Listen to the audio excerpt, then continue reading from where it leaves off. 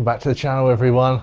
The sun is shining, spring is only a week away, but I have still got a ton of jobs to do on the boat. Now, you may have seen on some of our boating adventures that we had a problem with the actual sliding door on the cabin, and Sonia would always have to put her foot on the actual door to stop it opening while we were underway, and in choppy conditions that was always sliding backwards and forwards and causing a real problem. I did attempt to fix it last year. You may have seen some of those clips as well, where I actually fixed the latching bracket with a bit of Sikaflex because that was loose and the screws were loose there. I thought that may have been part of the problem. I also had a look at the mechanism within the bracket itself, and it had two claw arms, and they were very sort of corroded with sea salt and corrosion, and also one of them wasn't moving, so only one was actually latching onto the catch. So something was wrong there. Now, I did a bit of investigation and looked at how much they were from the dealer. Now, the dealer, like a Quicksilver dealer, wanted £350 for a small lock. Unbelievable, really, the cost of that. So before I go and spend that much money, I want to have a go at trying to fix it myself. I have done some deep research online and found the same product for about £150 on another website. But before that, I want to try and save even more money, and I want to try and fix it myself. So that is what we're going to do today. We're going to take it off, see if we can work out why the mechanism isn't actually latching on both sides, and try and get it fixed.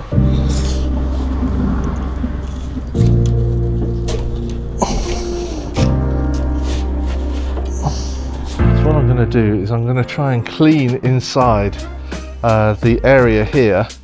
Got some scrapers to try and get rid of some of the salt deposits and corrosion. Just going to try and give it a really good clean, and then inside the mechanism here I can see, I know you can't see it here, but I can see sort of like a bar that needs to be sort of greased, where these mechanisms go backwards and forwards and actually clasped, like one's sprung, one's fixed and not actually moving. The first thing I'm going to try and do is to try and grease that bar and see if that helps to get things moving. Otherwise we will have another think about it. So that's what I'm going to do now.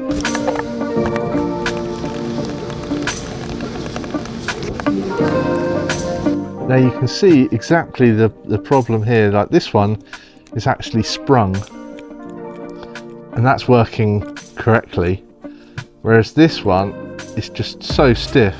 The spring is still there, I can see it if you just sort of move it like that, but it's just sort of not springing back without a bit of help, whereas this one is just working independently.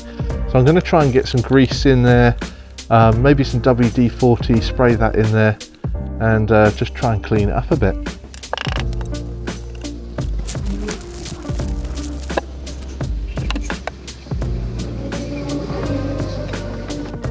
So there you go, it looks like they've started moving again, but I'm not quite 100% happy with this yet.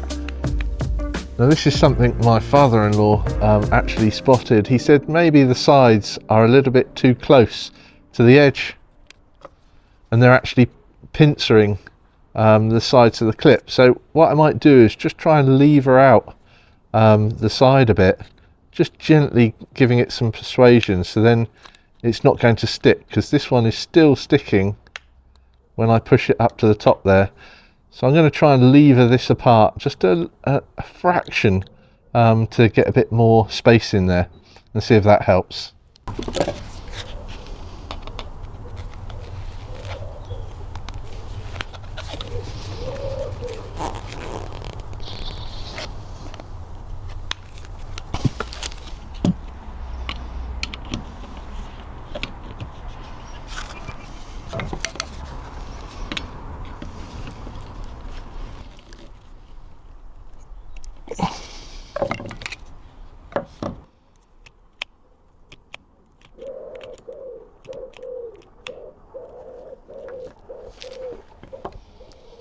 Okay, I think that might have worked. I've bulged it out a little bit.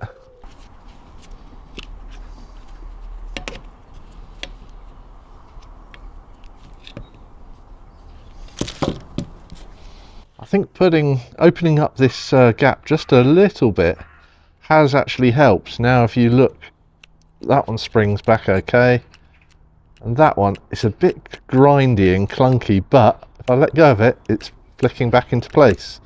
So I think that may have fixed the actual problem.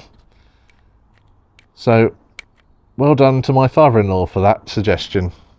So before I can get this back in the boat, which I think I'm going to attempt now, is when it came out, there was some butyl tape, just a very thin slither all the way around the outer edge.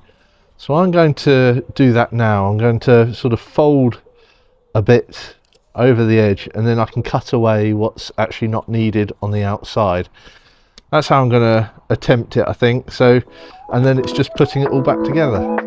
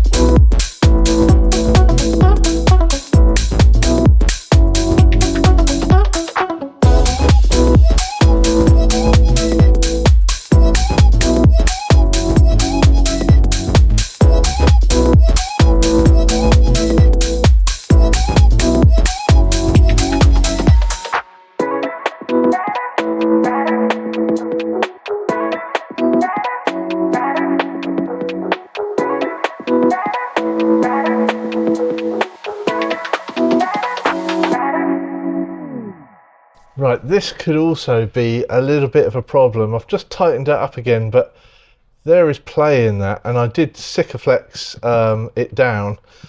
Maybe I needed some CT1 or some sort of adhesive to go on there. The holes are actually starting to not grip properly, so I need to sort that out at some point, but that will be for another day, I think. This is all done now. Let's just do the final test, see if it shuts.